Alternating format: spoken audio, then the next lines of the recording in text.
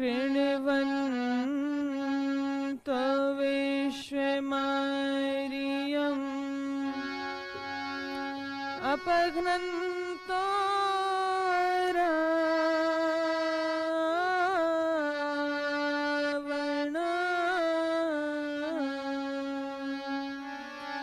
अपघ्नन्तो रावण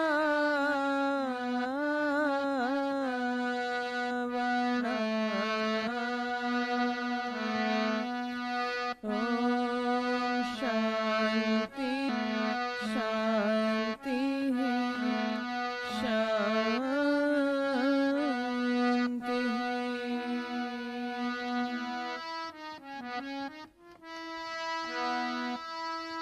इंसान नहीं इंसान रहा, बन गया है पशु के समान मेरे भगवान।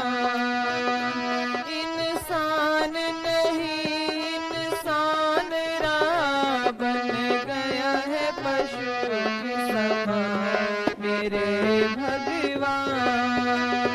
मानवी मानवता खो बैठा, ना रही अपनी पहचान भगवान। मानव मानवता खो बैठा, ना रही अपनी पहचान मेरे भगवान। इंसान नहीं इंसान रहा, बन गया है पशु के समान मेरे भगवान। मानव मानवता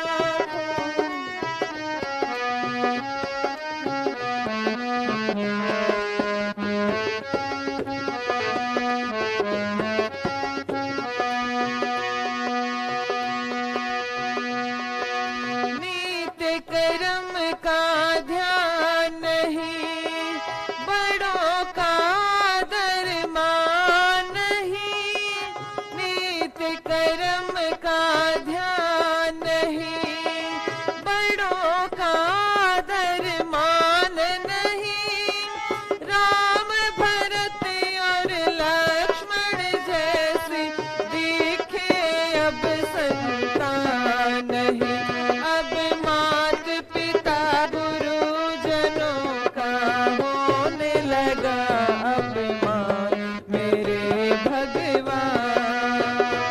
अब मात पिता और गुरुजनों का होने लगा अपमान मेरे भगवान।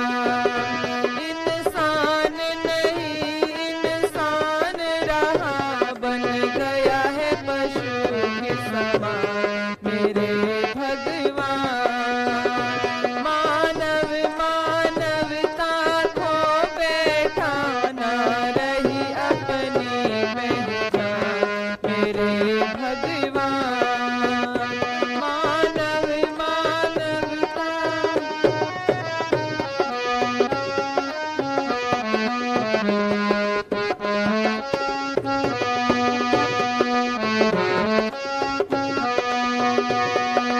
वेदों का कुछ जान नहीं, कहते हैं भगवान नहीं। वेदों का कुछ जान नहीं, कहते हैं भगवान नहीं।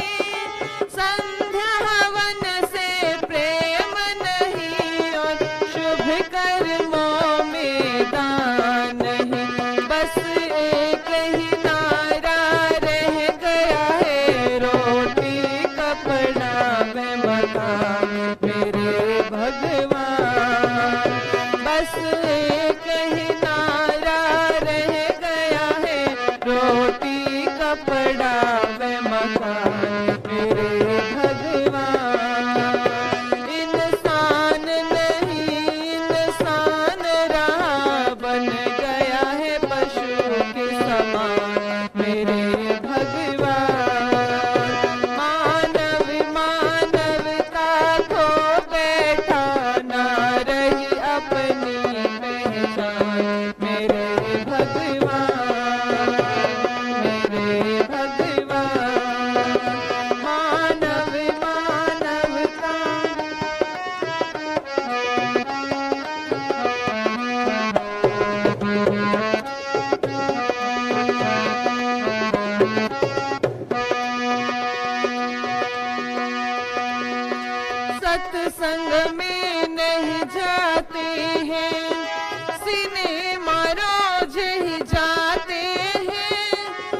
सत्संग में नहीं आते हैं, सिनेमा रोज ही जाते हैं, अंडे मछली मांस है खाते, विष की खूब उड़ाते हैं।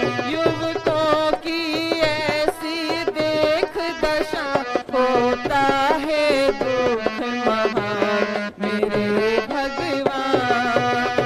युवकों की ऐसी देख दशा, होता है दुख महान मेरे भगवान। इंसान नहीं इंसान रहा, बन गया है पशु के समान मेरे भगवान। मानव मानवता को बैठाना, रही अपनी पहचान मेरे भगवान।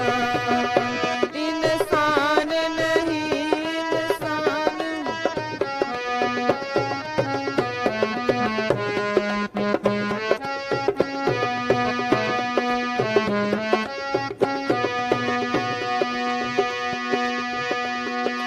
वार तेरे जो आता है, मोह मांगा फल पाता है। वार तेरे जो आता है, मोह मांगा फल पाता है। मानव मानव बन जाए, नंदलाल यही अब चाहता। विनती है आपसे एक यही, इंसान बने इंसान मेरे भगवान। विनती है आपसे एक यही, इंसान बने इंसान मेरे भगवान। मानव मानवता को बैठाना, रही अपनी पहचान मेरे भगवान।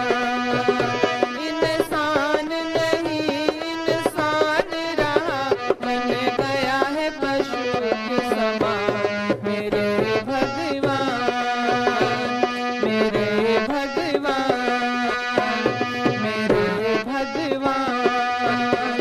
मेरे भगवान।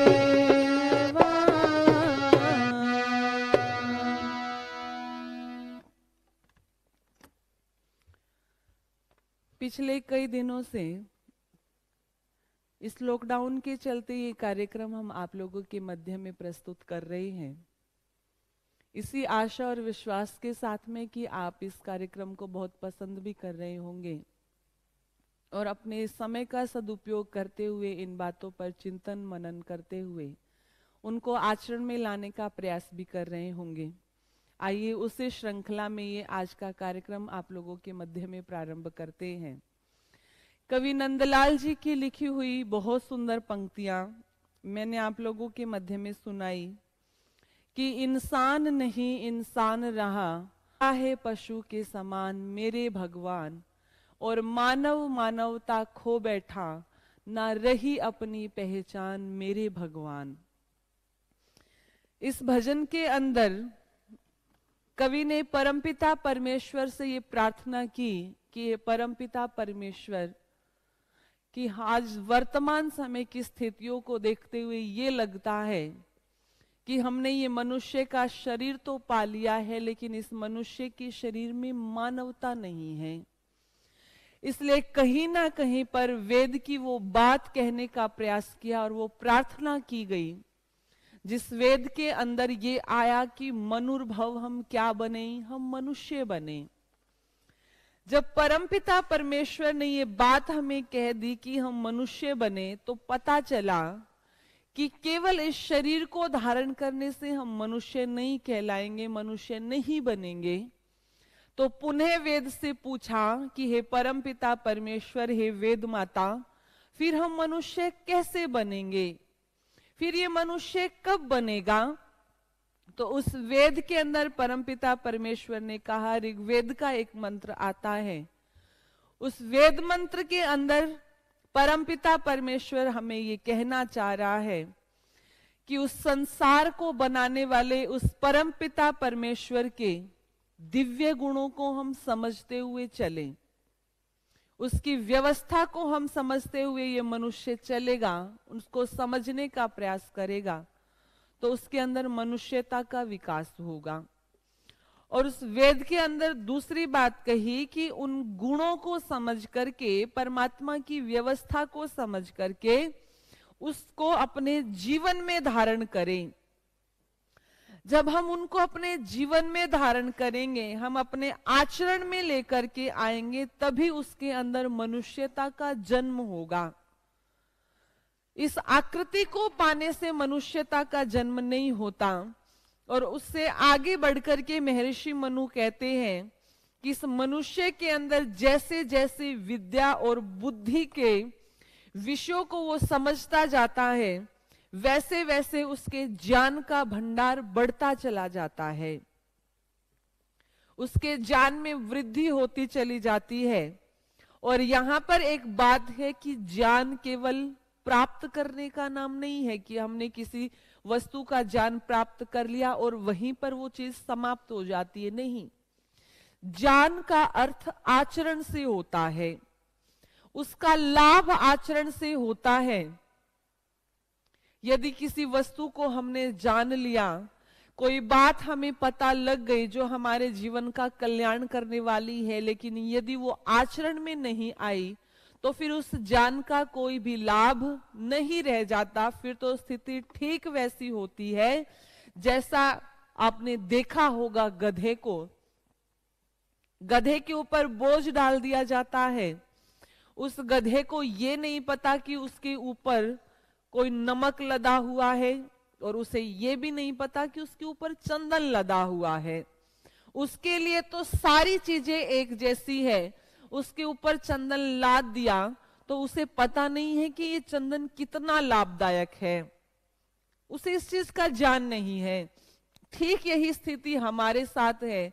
यदि हमें किसी वस्तु का ज्ञान हो गया और उसे यदि हम अपने आचरण में नहीं लाते हैं, तो फिर क्या अंतर रह जाता है हम में और उस गधे के अंदर? कोई व्यक्ति ये कहे कि मलेरिया की दवाई कुनीन है, जो बहुत कड़वी होती है, वो व्यक्ति सबको समझाता रहे समझाता रहे समझाता रहे, और जब उसे खुद को मलेरिया हो और वो उस दवाई का सेवन ना करे, तो ये बातें केवल और केवल उसके लिए ज्ञान प्राप्त करने तक सीमित रह गई। वो उसने अपने आचरण में धारण नहीं की, उसका उसे कोई भी लाभ नहीं मिलेगा। क्यों? क्योंकि कोई भी जानना, कोई भी बात जानना केवल जानने के लिए, अपितु वो कर्म में लाने के लिए होती है। जब तक हम उसको कर्म में नहीं लाएंगे, उसका हमें लाभ नहीं मिलेगा। उसके आगे फिर वेद ने कहा कि ये बताओ कि फिर ये मनुष्य मनुष्य कब बनेगा? तो वेद हमें समझाते हुए कह रहा है कि ये मनुष्य मनुष्य तब बनेगा जब वो इन 5 चीजों को अपने जीवन में अपना लेगा, अपने जीवन की 5 कमियों को दूर कर लेगा। बहुत सी बुराइयां इस मनुष्य के अंदर हैं, जिसमें से 5 बुराइयां हैं। वेद ने कहा कि उलूक या तुम, शुशुलूक या तुम।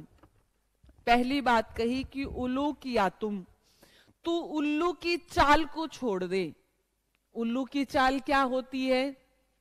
आप सबको पता होगा कि उल्लू को अंधेरा बहुत पसंद होता है, उसे प्रकाश में दिखाई नहीं देता। वो जो भी काम करता है वो सब अंधेरे में करता है, रात्रि में करता है। उसे अंधकार बहुत प्रिय होता है, उसे प्रकाश प्रिय नहीं होता। तो वेद ने यही बात कही कि तू उल्लू की चाल छोड़ दे, तेरे जीवन में जो अज्ञानता रूपी अंधकार है उसको दूर करके तू अपने जीवन को प्रकाश में बना।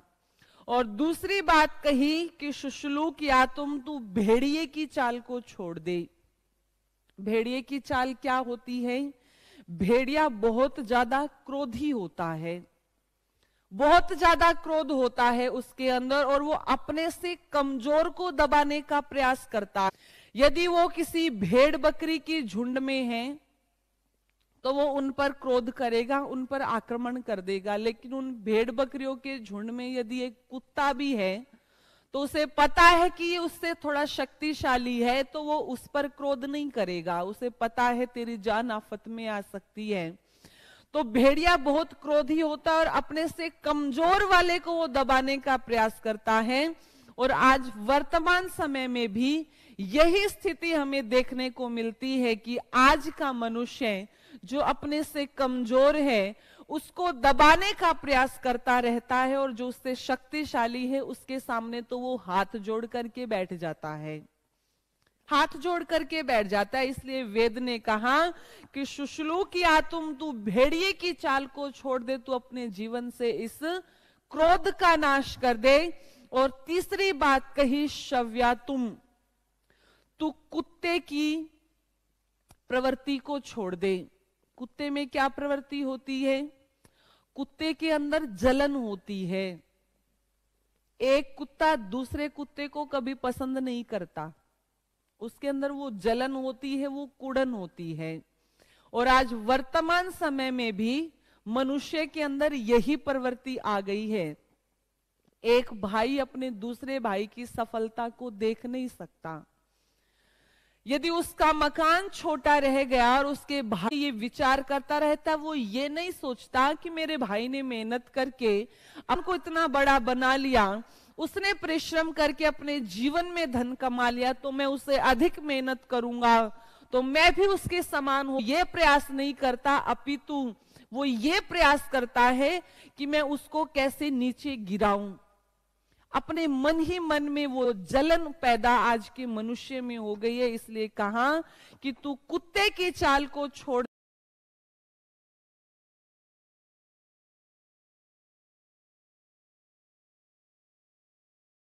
दे। और चौथी बात कही कोकिया तुम, तू चीड़े की चाल। चीड़े की क्या चाल है?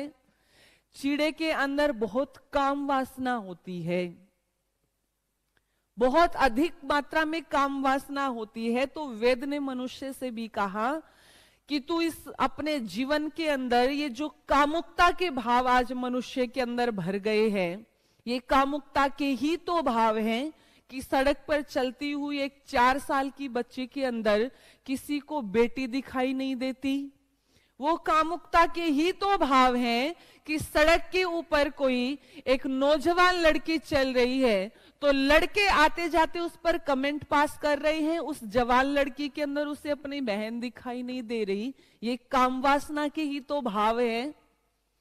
और यदि इस बात को जिन्होंने वेद की इस आज्ञा को अपने जीवन में धारण किया हो, तो कभी ऋषि दयानंद के जीवन को पढ़ करके देखना, जहां पर ऋषिवर दयानंद से बता अश्वनी कुमार दत्त ये बात पूछता है कि हे ऋषि दयानंद, आपने अपना पूरा जीवन समाज को दे दिया, आपने अपना पूरा जीवन राष्ट्र को दे दिया, क्या आपके मन में कभी काम के भाव पैदा नहीं होते? क्या आपके मन के अंदर कभी काम वासना पैदा नहीं होती? तो ऋषिवर दयानंद ने तुरंत जवाब नहीं दिया। ऋषिवर दयानंद आके बैठे और कुछ समय के पश्चात अपनी आंखों को खोला और आंखों को खोल करके बंगाल के दत्त को जवाब देते हुए कहते हैं कि तुमने पूछा मेरे मन में काम के भाव पैदा नहीं होते, तो सुनो, मेरे पास करने के लिए इतने काम हैं कि काम के लिए समय ही नहीं है। इतने काम है मेरे पास। ऋषिवर दयानंद ने ऋषिवर अपने ऊपर इतना नियंत्रण रखा हुआ था, अपने आप को साधना के अंदर तपा लिया था, जिसका प्रभाव ये था कि ऋषिवर दयानंद को ये चीजें कभी भी हिला नहीं पाई। और आज वर्तमान समय में आज की युवा पीढ़ी के अंदर ये सबसे ज्यादा कमी है कि वो अपने आप को इन चीजों से रोक नहीं पाता, इन वासनाओं को वो रोक नहीं पाता। इसलिए वेद ने कहा कि यदि मनुष्य बनना है तो इस चीड़े की चाल को छोड़ दे। और आखिरी बात कही सुपर्ण या तुम कि तुम गरुड़ की चाल को छोड़ दे, क्योंकि गरुड़ के अंदर बहुत अहंकार होता है, बहुत अहंकारी होता है, और वो कभी भी पशुओं के झुंड में नहीं रहता, वो अकेला रहता है। ये भी उसके अंदर कमी होती है। आज मनुष्य के अंदर भी अहंकार की भावना बढ़ गई है। कभी तो हमारे शास्त्र कहते थे विद्या ददाति विनयम, कि विद्या मनुष्य को विनय देने वाली है, लेकिन आज जो जो अधिक विद्या को प्राप्त करना जाता है उसके अंदर उतना ही अहंकार बढ़ता जाता है। उतना ही अहंकार, जितना बड़ा ऑफिसर होगा, जितना वेल एजुकेटेड व्यक्ति होगा, उसके अंदर उतना ही अहंकार होगा। यदि कोई साधारण सा व्यक्ति उसके पास आ जाए तो वो अपने आप का अपमान महसूस करता है कि ये व्यक्ति मेरे पास में बैठने के लायक ही नहीं है, ये बैठ कैसे गया, ये बैठ कैसे गया। और विद्या का अहंकार जिस व्यक्ति के अंदर आ गया, समझो उस व्यक्ति में अब तक बहुत बड़ी अज्ञानता है, बहुत बड़ी अज्ञानता। याद रखना, ऋषिवर दयानंद का जीवन पढ़ करके देखना। वो ऋषिवर दयानंद जो खड़े होकर के ये कहते हैं कि मैं ऋग्वेद से लेकर के पूर्व मीमांसा तक 3000 ग्रंथों को तो ये मानता हूं कि ये प्रामाणिक है, ये प्रामाणिक है। आप सोच करके देखो, जो व्यक्ति 3000 ग्रंथों को तो ये कह रहा है कि ये तो प्रामाणिक है, इनमें कोई त्रुटि नहीं है, उस व्यक्ति ने कितने ग्रंथों का स्वाध्याय किया होगा, तब जाकर के ये बात लोगों के सामने प्रस्तुत की कि 3000 ग्रंथ प्रामाणिक है। और उसके पश्चात भी ऋषिवर दयानंद में लेश मात्र भी अहंकार नहीं था। किसी व्यक्ति ने ऋषिवर दयानंद की विद्वत्ता को देखते हुए कह दिया कि हे ऋषिवर दयानंद, आप तो बहुत बड़े विद्वान हैं, आप तो बहुत बड़े ऋषि हैं। तो वहां पर ऋषिवर दयानंद की विनम्रता देखिए, क्या कहते हैं ऋषि दयानंद, ऋषियों के अभाव में आप मुझे विद्वान कह सकते हैं, ऋषि कह सकते हैं, लेकिन यदि मैं गौतम कपिल कणाद के समय में होता तो मेरी गिनती झाड़ू लगाने वालों में होती, मैं तो उनके चरणों की धूल के बराबर भी नहीं, तो उनके सामने कोई योग्यता ही नहीं। आप सोच करके देखिए, इतने बड़े सन्यासी में कितनी विनम्रता है, जिन्होंने उस परमपिता परमेश्वर के आनंद मोक्ष को प्राप्त कर लिया था। जिस दिन वेद की इस आज्ञा का पालन ये मनुष्य कर लेगा, इन दूषित प्रवृत्तियों को वो छोड़ देगा, उस दिन मनुष्य के अंदर मनुष्यता स्थापित हो जाएगी। पता चला जीने को तू नई से नई,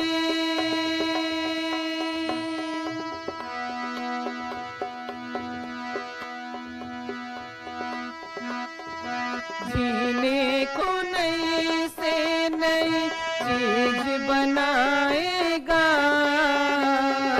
दुनिया में इन तुझे जीना आएगा, दुनिया में इंसान तुझे जीना आएगा, जीने को तो नई से नई चीज बनाएगा, दुनिया में इंसान तुझे जीना आएगा, दुनिया में इंसान तुझे।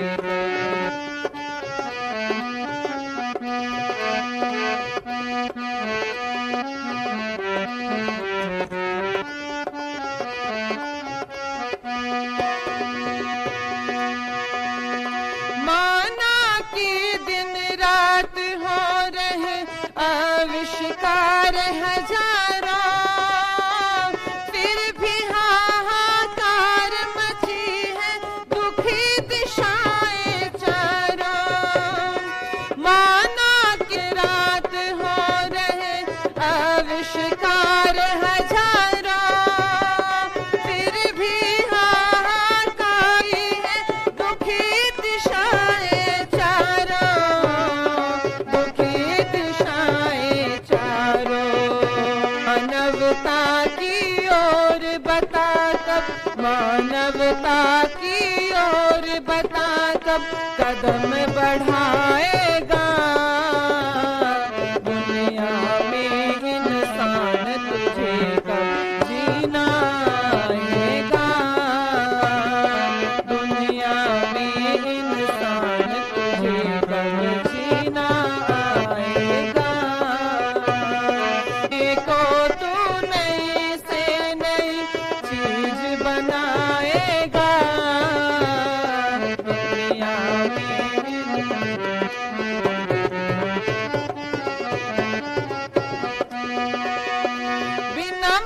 मतलब के नहीं क्या किसी से कोई लेखा, अपनी आंखों से सबने हर रोज तमाशा देखा। बिना मतलब के नहीं किसी का किसी से कोई, अपनी आंखों से सबने हर रोज तमाशा देखा रे, रोज तमाशा देखा। अपनों का समुदाय कहाँ तक, अपनों का समुदाय कहाँ तक साथ निभाएगा। दुनिया में इंसान कब जीना आएगा, जीने को तो नहीं से नहीं जीनाएगा। दुनिया में इंसान तुझे कब जीना आएगा, दुनिया में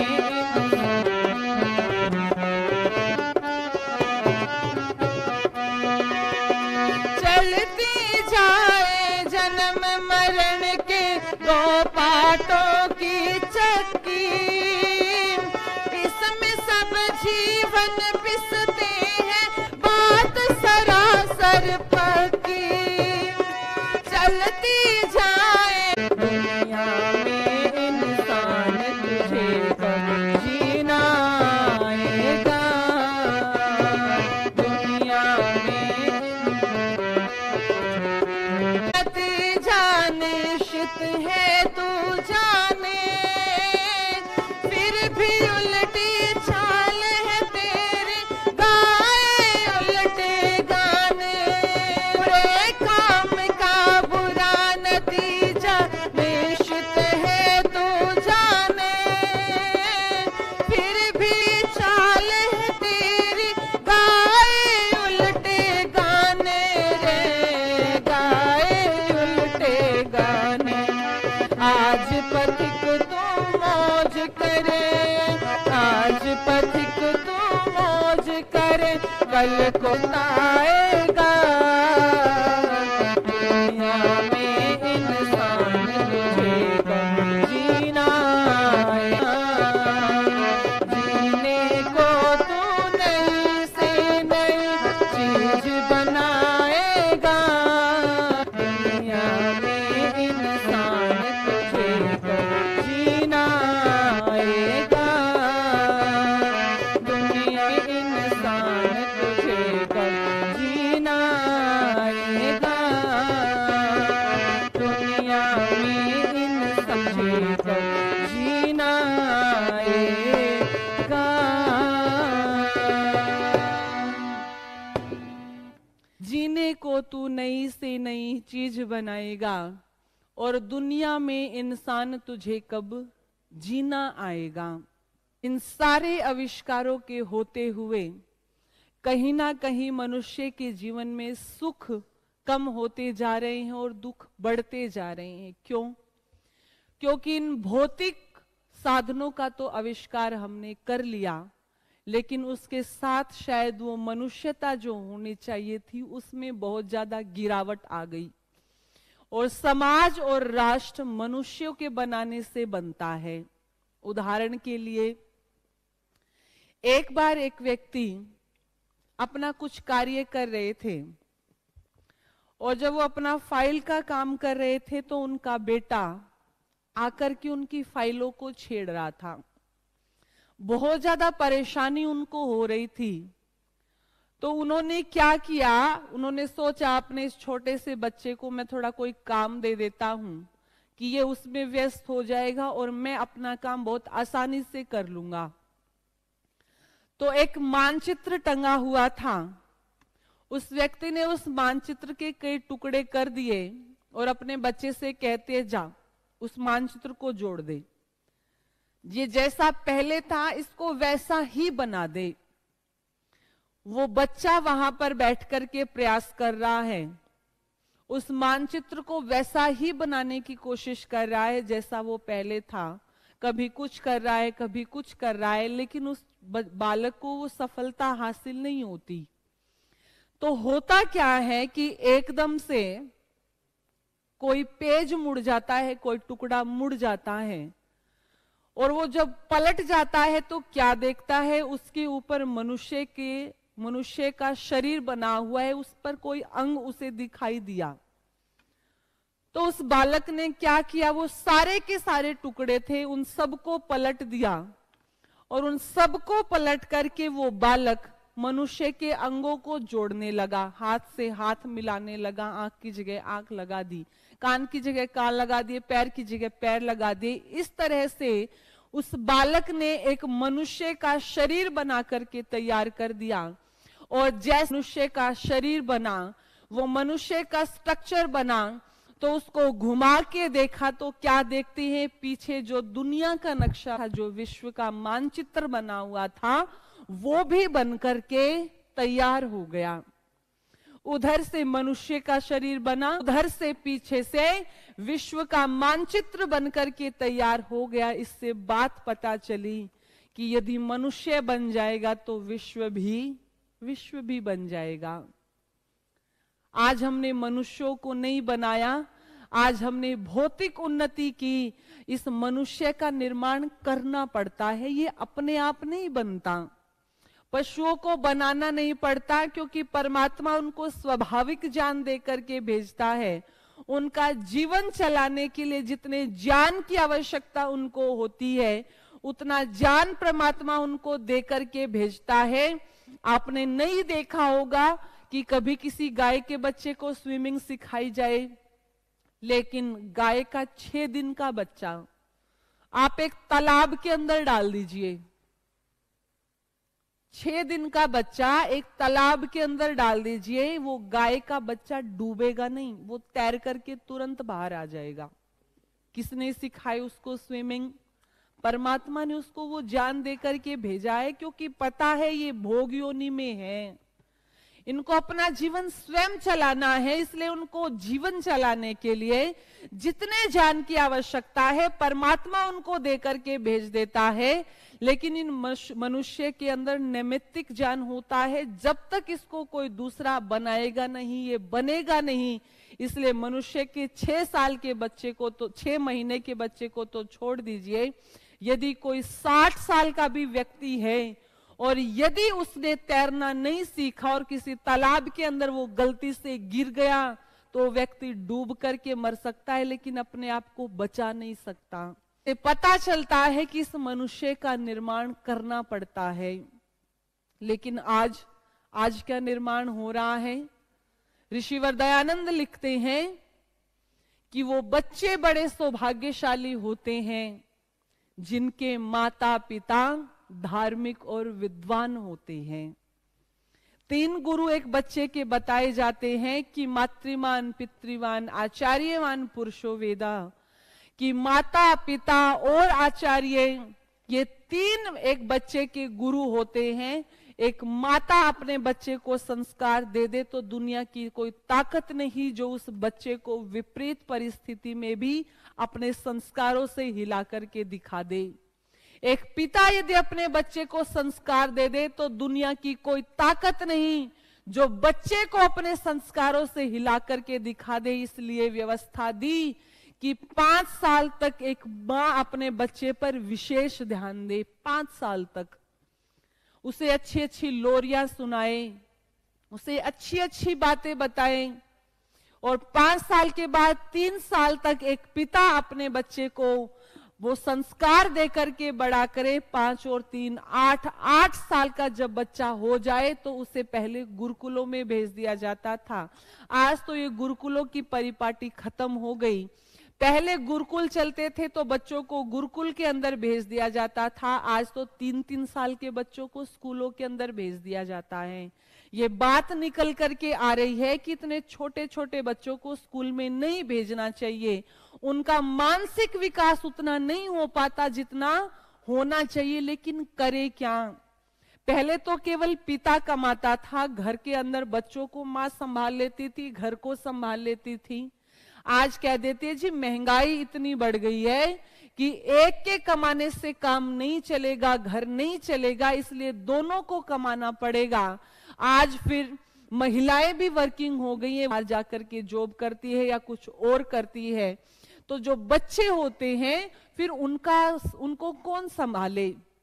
या तो उनको आजकल क्रच बने हुए हैं, उनके अंदर बच्चों को छोड़ देते हैं, या घर के अंदर नहीं नौकरानी रख लेते हैं, प्ले स्कूल बना दिए हैं, उन प्ले स्कूलों में भेज दिया जाता है। इसलिए वहां पर वो ABCD और ये काउंटिंग तो सीख लेते हैं, ट्विंकल ट्विंकल लिटिल स्टार, ये तो वो सीख लेते हैं, लेकिन उस बच्चे के उस कच्चे मस्तिष्क पर जो संस्कार एक माता पिता के द्वारा डलने चाहिए, वो संस्कारों से वो बच्चा वंचित रह जाता है, कहीं ना कहीं वंचित रह जाता है। और संस्कार क्या होते हैं? संस्कार वो होते हैं जो मनुष्य की गुण बढ़ा देते हैं। उदाहरण के लिए, जैसे घर के अंदर माताएं दाल बनाती हैं, उस दाल को वो पहले तो उबालती हैं और उबालने के बाद उसके अंदर छोंक लगाती हैं, लेकिन यदि उस दाल के अंदर छोंक ना लगा करके वो उबली हुई दाल यदि हम खाने के लिए परिवार में दे दे किसी को, तो उस दाल को कोई भी खाना पसंद नहीं करेगा, बिल्कुल बेस्वादी लगेगी और क्या कहेंगे, ये उबली हुई दाल तो बीमार खाते हैं। उस दाल को कोई खाना पसंद नहीं करेगा, लेकिन यदि उसी उबली हुई दाल के अंदर यदि हम जीरे का, हींग का, उसके अंदर मसाले डाल करके छोंक लगा देते हैं, तो वही दाल स्वादिष्ट बन जाती है। वही छोंक उस दाल की गुणवत्ता को बढ़ा देता है और सब उसे हंसते हंसते खुशी खुशी उस दाल को खा लेते हैं। यही स्थिति मनुष्य के अंदर है। यदि मनुष्य को संस्कार नहीं दिए गए तो ये मनुष्य पशुओं से भी गिरा हुआ है, पशुओं से भी। आपको क्या लगता है, ये जो कोरोना आज फैला हुआ है, इस कोरोना के चलते बहुत लोग ऐसे हैं जो अपनी जान पर खेल करके दूसरों को बचा रहे हैं, क्यों? अंदर वो संस्कार भरे हुए हैं, वो संस्कार भरे हुए हैं, वो अपने संस्कारों का परिचय दे रहे हैं, वो अपनी मनुष्यता का परिचय दे रहे हैं। लेकिन दूसरी तरफ वो भी हैं जिनको बचाने का प्रयास किया जा रहा है, जिनके ऊपर धन खर्च किया जा रहा है, लेकिन वो लोग जो उनको बचाते हैं उनके ऊपर थूक रहे हैं, हॉस्पिटल के दरवाजे तोड़ रहे हैं। अभी भी वो ये सोच रहे हैं कि कैसे हम अपनी जनसंख्या को बढ़ाएं और इन हिंदुओं को कम करें। वो अभी भी अपना जिहाद ही चला रहे हैं वहां पर। तो पता चलता है कि वो संस्कार उनको नहीं दिए गए, इसलिए छोटे छोटे बच्चों के अंदर ये बातें भर दी जाती है वहां पर, केवल और केवल इस्लाम का झंडा फहराना और इन काफिरों को मारना है। इसलिए छोटे छोटे बच्चे जब शाहीन बाग के अंदर वो धरना दे करके बैठे थे, तो छोटे छोटे बच्चों को पढ़ाया जा रहा था, 4-4, 5-5 साल के, जो हाथ में झंडा उठा करके कह रहे थे हमें आजादी चाहिए, आजादी चाहिए। वो बच्चे जिनके हाथ में खिलौने होने चाहिए, उन बच्चों के हाथ में वो तलवार थमा देते हैं, उन बच्चों के हाथ में वो बम थमा देते हैं। तो पता चला कि वो मनुष्यता का निर्माण नहीं हो रहा उनके अंदर। वो कभी भी समाज और राष्ट्र का भला नहीं कर सकते, वो अपना भी नहीं करते, केवल और केवल वो अज्ञानता है उनके अंदर, वही परोसा जा रहा है। इसलिए कहा यदि मनुष्य करना है तो वो संस्कार रूपी भट्टी के अंदर उसे तपाना पड़ता है, तब मनुष्यता का निर्माण होता है। इसलिए लिखा संस्कारों को, संस्कारों अपनाओ, संस्कृति को अपनी जिलाओ, संस्कारों अपनाओ, संस्कृति को अपनी जिलाओ। हो ना जाए पतन हमारा, हो ना जाए पतन हमारा, मिलकर कदम बढ़ाओ रे, संस्कारों को अपनाओ, संस्कृति को जिलाओ, संस्कारों को अपनाओ, संस्कृति को अपनाओ, संस्कारों को अपनाओ।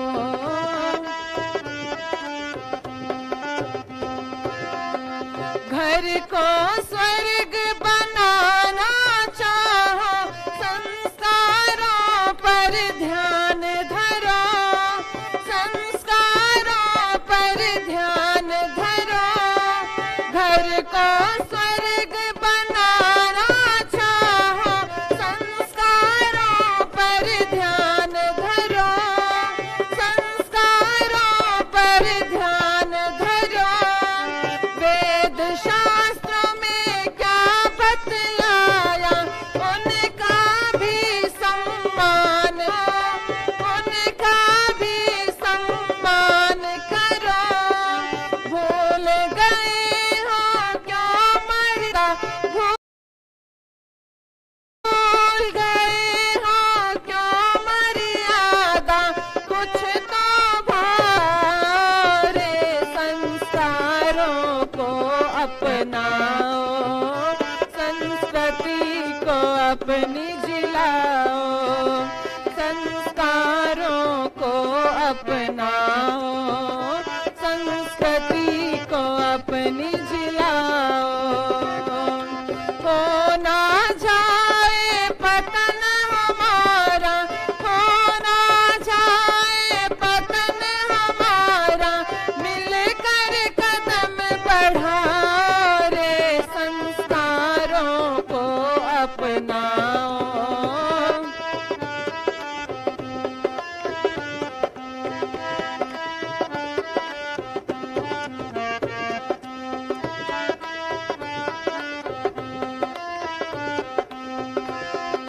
संस्कारों के बलबूते पर मर्यादित श्री राम बने, मर्यादित श्री राम बने। संस्कारों के बलबूते पर मर्यादित श्री राम बने, मर्यादित श्री राम बने। त्याग तपस्या ब्रह्मचर्य से योगी राज घनश्याम बने, योगी राज घनश्याम बने। क्या तुम नहीं कर सकते ऐसा, क्या तुम नहीं कर सकते ऐसा, मन में भाव जगाओ रे, संस्कारों को अपनाओ, संस्कृति को अपनी जिलाओ, संस्कारों को अपनाओ, संस्कृति को अपनी जिलाओ। हो ना जाए पतन हमारा, हो ना जाए पतन हमारा, कुछ तो भाव जगाओ रे, संस्कारों को अपनाओ।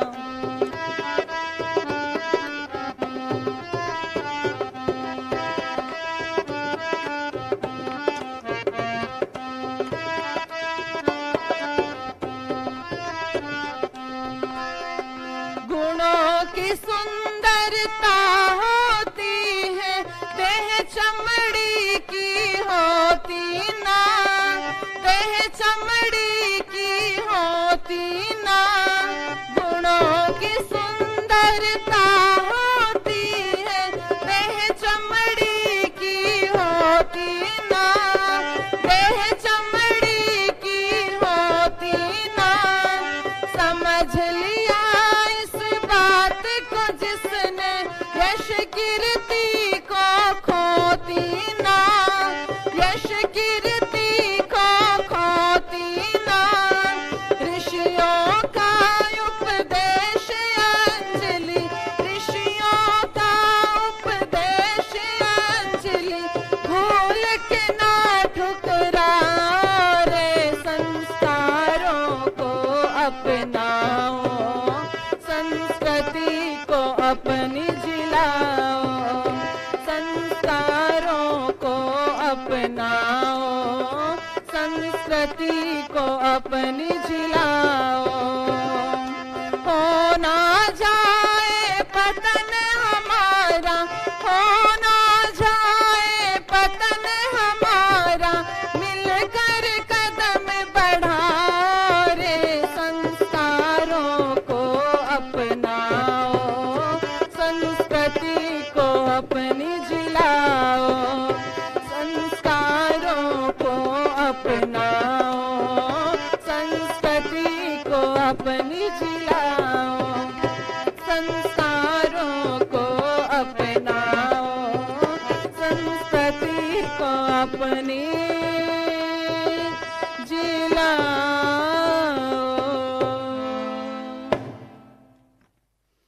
संस्कारों को अपनाओ, संस्कृति को बचाओ, हो ना जाए पतन हमारा, मिलकर कदम बढ़ाओ।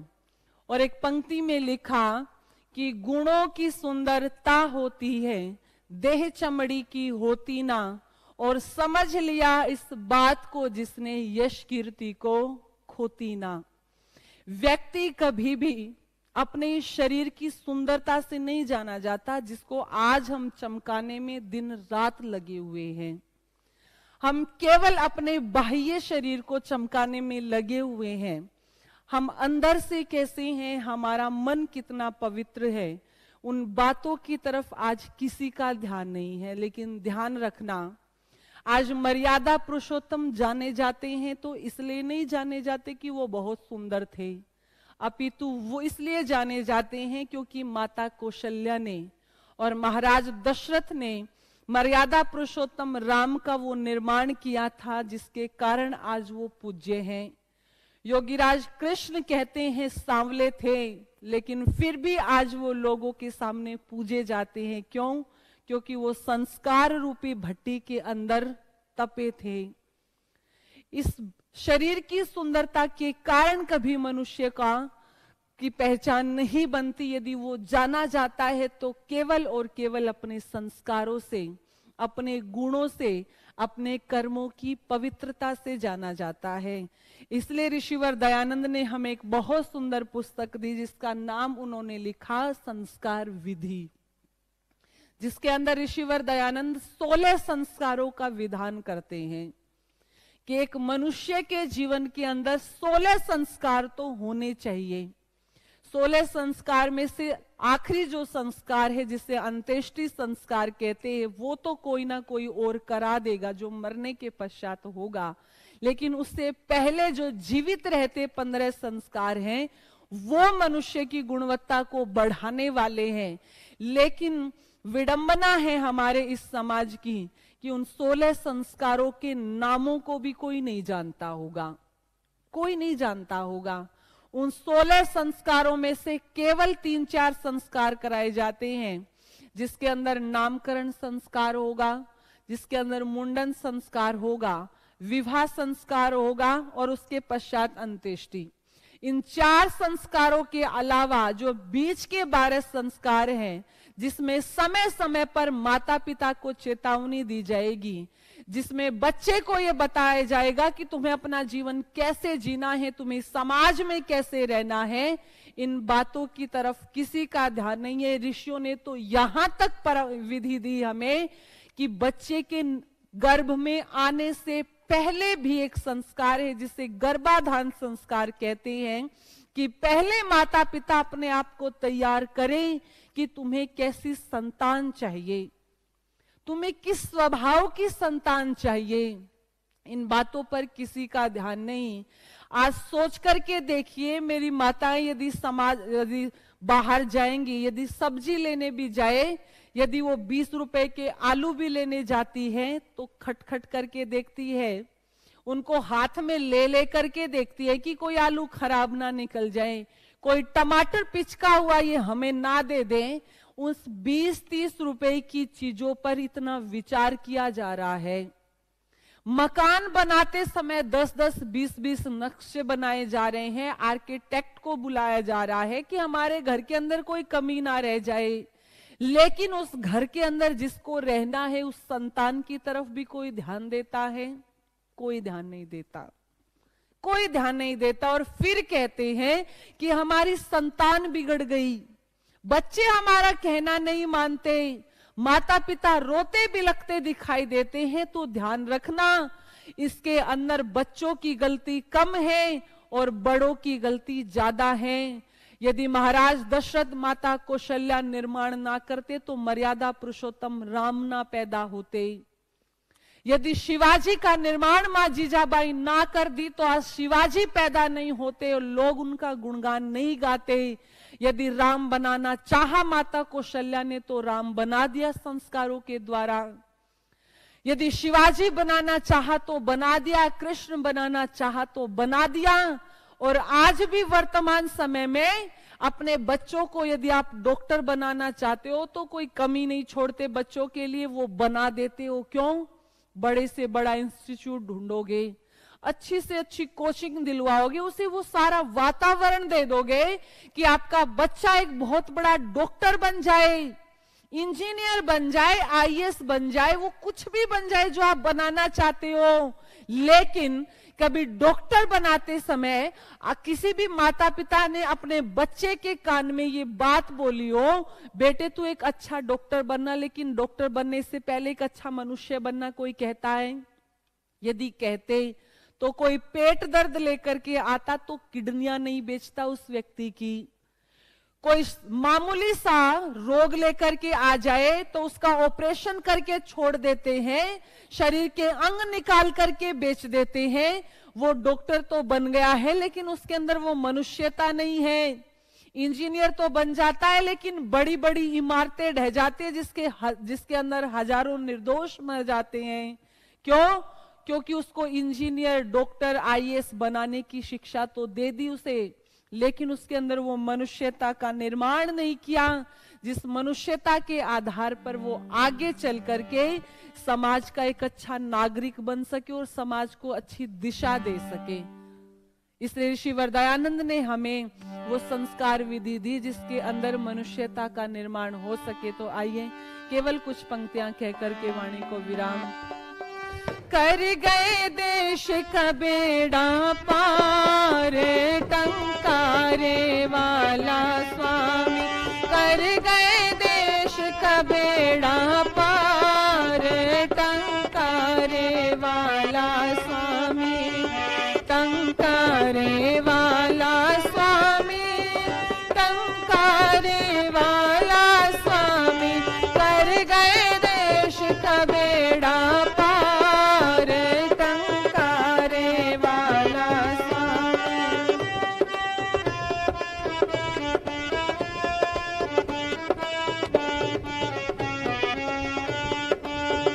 सत्यार्थ प्रकाश बनाया, काशी को जाए हिलाया, सत्यार्थ प्रकाश बनाया, काशी को जाए हिलाया, आया जीत पोप गए हार, टंकारे वाला स्वामी, कर गए देश का बेड़ा पार, टंकारे वाला स्वामी, कर गए देश का बेड़ा पार।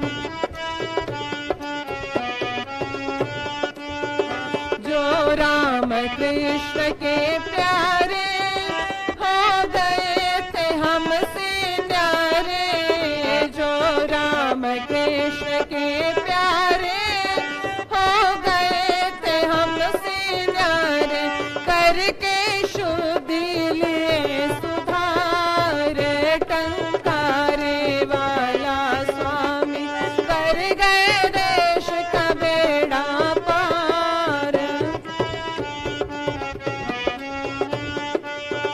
नारी का मान बढ़ाया, शिक्षा अधिकार दिलाया, नारी का मान बढ़ाया, शिक्षा अधिकार दिलाया, बतलाया वेदों का सार, टंकारे वाला स्वामी, कर गए देश का बेड़ा पार।